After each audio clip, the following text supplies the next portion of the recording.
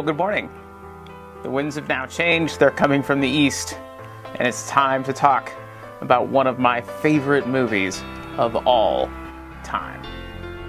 If you're not familiar with the movie Mary Poppins, frankly, I'm not even sure how that's possible. But if you're not, it's a movie that begins with a change in the wind and a mysterious figure in the form of this singing nanny who arrives on the scene to, frankly, disrupt the lives of a family in early 20th century London. When I was a kid, there was an amazing cable that came into our house, and it brought with it this wealth of television stations, and one of the stations that eventually came down that magic cable was the Disney Channel. And the Disney Channel used to show on Sunday evenings various movies from the Disney collection. And whenever Mary Poppins would come along, that was always one of my favorite days, because I always just sort of had a resonance with this movie, and I'm not sure I even can tell you why, but it was just a story that I loved, and because I loved it, because it was so familiar, it was a story that I thought I understood, and would only find out much later in life, when, actually in some cases only a couple of years ago, that there were all these other things going on that I completely missed. I'll also confess that I didn't even know it was a book, and if you don't know that, it is. It was actually a series of books written by a woman named P.L. Travers, long before Walt Disney got the rights to make a movie out of it, and we're gonna come back to that. But the movie itself is actually a fairly basic story of this woman, Mary Poppins, who arrives to be the nanny of some children that we're told are maybe a bit wayward, right? They're a bit precocious. We are told at the beginning, and they're struggling to find a nanny who will stay and can stay with the children, and who will stay long term, just because of how apparently rowdy and unruly they are. Now, what's interesting is throughout the movie, they don't really ever seem to be all that rowdy or unruly, but that's the setup. And so we have this woman who comes to be the nanny, and we first meet her when she meets the father, Mr. Banks, of these children. Now, Mr. Banks, who works at a bank, not the most creative, I know, but he does. And when we meet him for the first time, he actually sings this great song about how much he loves his routine, right? And he's got it down to the minute. Like, he knows how long it takes him to walk home. He knows what to expect when he arrives, and he actually sings this whole amazing song about how great it is to be him, and how great his house is, and how great his routine is, and how much that he loves it. I think when I was younger, I really related to the kids in the story. I think as I've gotten older, if I'm gonna admit it, I think I started to relate a lot more to Mr. Banks. And my guess is a lot of us do, especially the Mr. Banks we find in the beginning of the movie, because all of us have routines, or strive to have routines. We strive for things to go in a certain and predictable way. And as much as we have control over what it is that we do, as much as we have a control over what our routine is, we generally set them up so we get to spend more time doing the things we like doing and less time doing the things that we don't like doing. That's the glory of having a routine. So I think as I've gotten on in life, that Mr. Banks we find early in the film, who is just, on the surface of things anyway, just seems to be enjoying his life and the routine that he has. I have this connection and fondness almost for now, and I definitely relate to him in a pretty strong way. Now, most of the movie actually centers around the relationship between the kids and Mary Poppins, and Bert, another character we meet later on, and the adventures that they go on in and out of kind of normal life and into this imagination life. And of course, there's stories and fun and all that's along the way, and lessons to be learned, and all those sorts of things. And I had always assumed that what Mary Poppins, what this movie was really about, was this nanny who came to save the children. And I apparently wasn't alone in thinking that. There was a movie that was released a couple of years ago that Disney also made about the making of the original Mary Poppins movie, which is fascinating, and you should see it if you haven't. It's great. And again, this is where I learned that, oh, these were books before they were a movie, and that the author of the books wasn't terribly excited about letting Disney make this movie. I mean, you can imagine, she created these characters. They're precious and special to her, and she didn't want to trust just anyone, and she wasn't sure if she could trust Walt Disney. And in fact, as the movie makes clear, she goes into it really only for her own personal economic reasons, right? She frankly needed the money that she would get paid from making the movies, but she wasn't just going to let him go. And most of what we see in this film that Disney made about the making of it is actually fairly accurate. They have recordings of these sessions that Mrs. Travers has with the various people who were responsible for writing the songs and the music and the manuscript for the film, because she actually went to Southern California from London, spent a lot of time there with everyone, gave them feedbacks and notes about everything, was insistent on a lot of things, and many people who worked on the film recount this really kind of almost trying process that they went through with her, trying to create something that both the Disney company thought would work and would work as a movie and would, find an audience, and that she was willing to accept because she had such strong feelings about everything that was going on. And so the film is really this interesting story of the give and take between her and Walt Disney and all these other creative types trying to come together and make this film. A film that I don't think P.L. Travers was actually ever completely fond of. But there's this moment in that movie where Walt Disney, the actual Walt Disney, and Mrs. Travers are having a conversation, and he's trying to implore her to let him make this film, and he basically says, we need to do this, she needs to come, Mary Poppins needs to come to save the kids. And Mrs. Travers looks at Walt Disney and she looks at him and she says, "You think Mary Poppins came to save the kids?" In today's scripture, we have this reading from Luke that comes very early in the ministry of Jesus. He's only just recently called the 12 together, and people are starting to form around him, take notice of what he is doing. Only a couple chapters before, he was baptized, and he was baptized by John the Baptist, who said that somebody would come, Jesus. John the Baptist said somebody would come who would not baptize with water the way that John had, but would baptize with the Holy Spirit. Now, in Greek, that word for spirit, pneuma, is the same word that they use for breath. Jesus is coming. Jesus is being there. Jesus' baptism, Jesus' life and ministry would be about a change in the winds, right? The breath of God being brought upon the people. So just like the change in the wind that brought Mary Poppins, a change in the wind, a change in the time brings Jesus to the people of the first century. And they're starting to gather around him. They start to notice what's going on. And he starts to bring other leaders and other disciples along with him. And he's called them together. And here in chapter 6, we have what is sometimes called the mini Sermon on the Mount. The full Sermon on the Mount is in Matthew's Gospel, and it takes several chapters.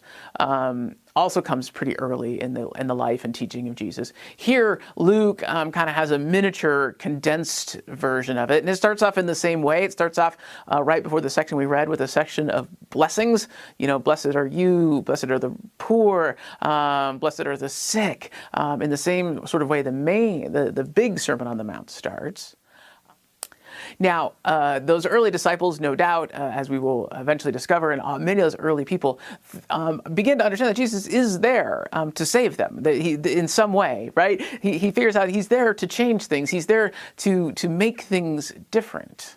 But what they assume he's there to do, and what is obvious they would want him to do, is they think he's there to like drive the Romans out, right? He's there, to save them from the oppressive Romans. He's there to give them back their country, let them live all by themselves in peace, and let them continue with the parts of the routine that they like, and let them get rid of the parts of the routine that they don't like so much.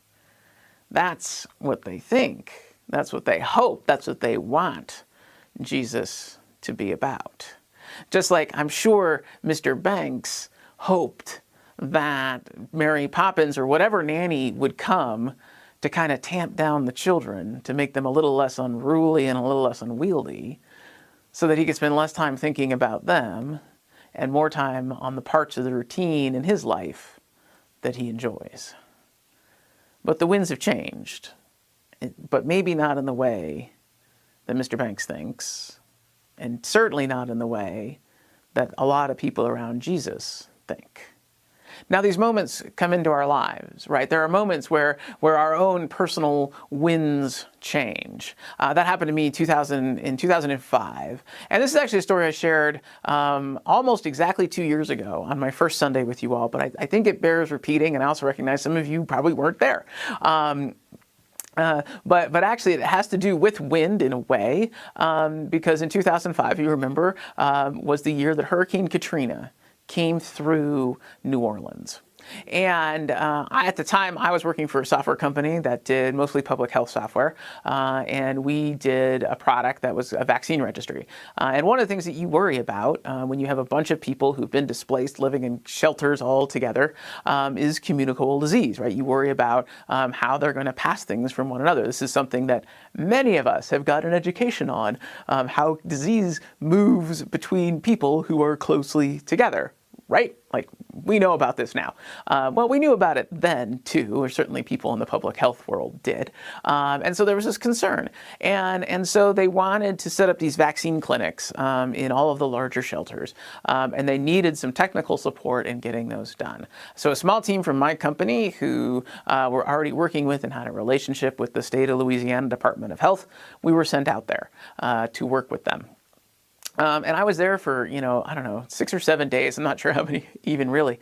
But in those 6 or 7 days, we worked 18, 19, 20-hour days sometimes, getting only little cat naps on a cot in some random conference room that we were staying in. And otherwise, we were, driving around from shelter to shelter to shelter with boxes of laptops in the back of, and really early, this is 2005, so really early wireless networking equipment, and setting up the technology that was needed to run all of these various vaccine clinics. And we would get there like about an hour before the doctors and nurses would start to show up.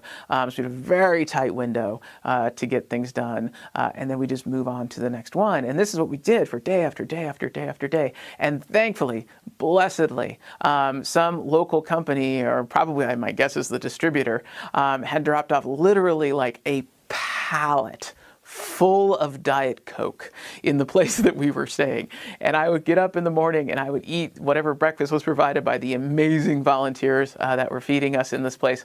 And I would grab 2 6-packs of Diet Coke and I'd put them next to me in the state-owned van that I was driving around in, and load the latest, giant set of boxed laptops into the back that I think Dell Computer had donated, and then get my list for the day. This is pre-smartphones, right? So it's all printed out. And then start driving around, me and sometimes me with another guy, going from place to place, setting up technology for technology. And I remember on my last day being at the New Orleans airport that up until the day before had been serving as an emergency overflow hospital, and had only just that morning been reopened as an airport.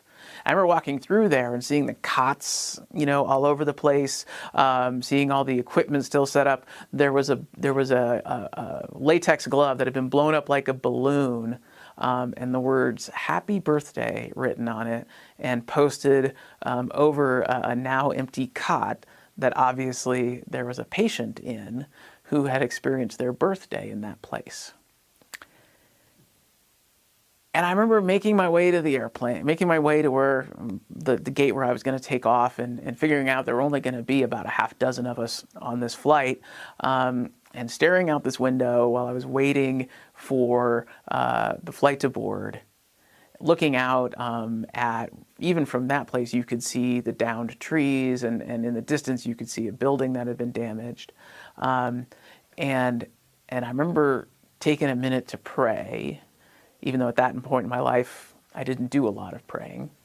I remember taking a moment to pray and just asking God, what are you going to do with all of this? How are you going to make this better? Who's going to fix everything that's wrong? And I remember hearing back, and this very rarely happens. I'm not sure it's ever happened else in my life, but I remember this overwhelming sense of an answer. And it said something along the lines of, well, I sent you, and I will send more.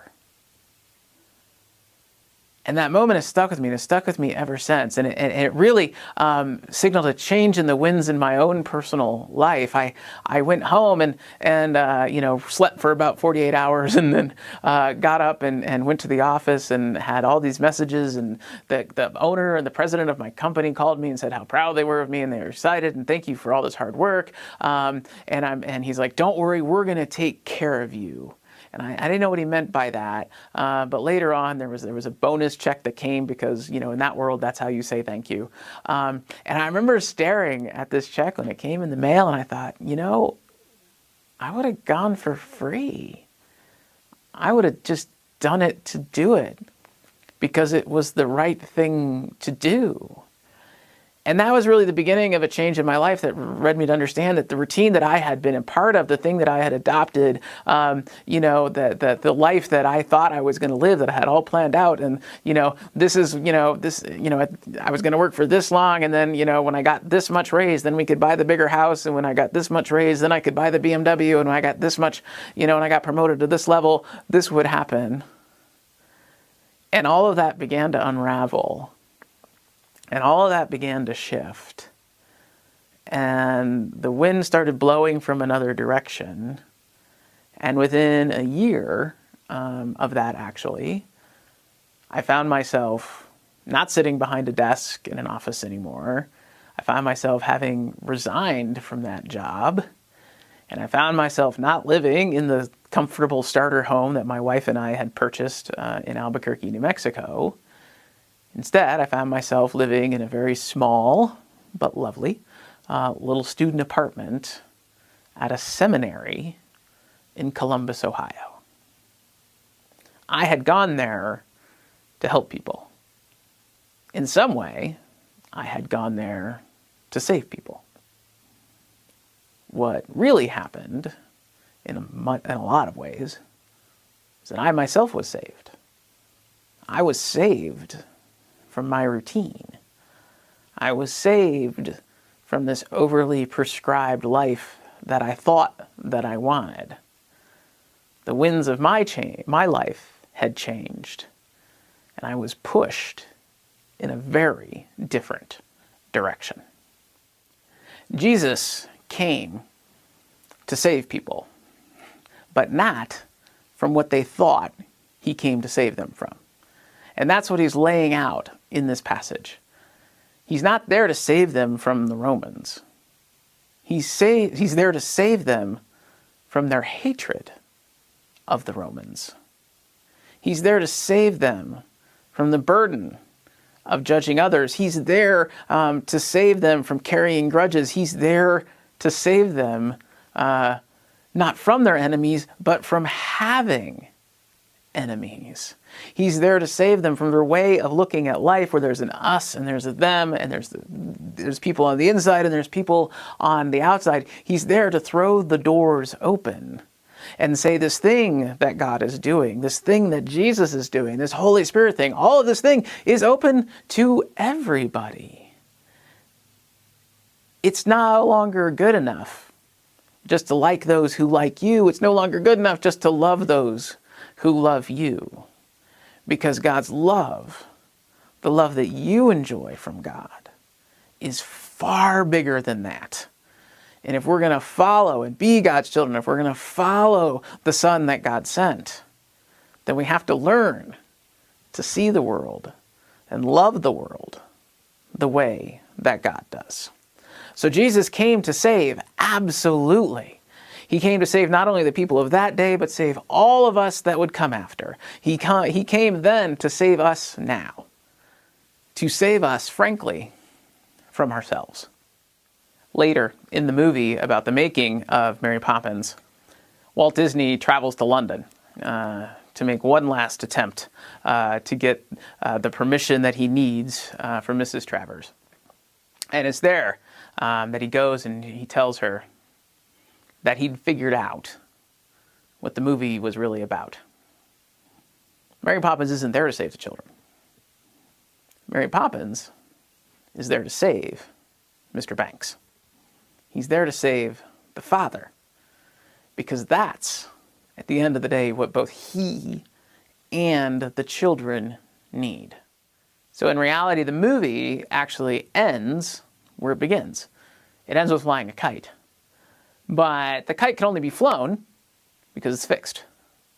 And it only got fixed because Mr. Banks learned the lesson that Mary Poppins was there to teach him. The Banks family did not ask Mary Poppins to come into their lives and disrupt all of their routines. Nobody asked Hurricane Katrina to come to us, and I did not ask to be sent there and have it disrupt my life and all of my routines. None of us asked for COVID-19 to come into our lives and throughout our entire world and disrupt all of the routines all at once. And yet, that's where we find ourselves. And no doubt the Banks children will grow up thinking, looking back at the time that they spent with Mary Poppins as something that really did change the course of their lives, as I look back at Hurricane Katrina as something that changed my life, as we all look back at the events of 2,000 years ago, and the coming of Jesus as something that changed the course of life for all of creation. We will no doubt look at this time as something that changed the lives of us as individuals, changed the lives of us as a family, changed the lives of us as a community. None of us want to be going through everything that we are going through. And yet, I am grateful that we get to go through it together. And I am grateful to get to go through it as a person of faith who knows that God works and moves all the time. But God seems to especially work and move in those times when the winds have changed.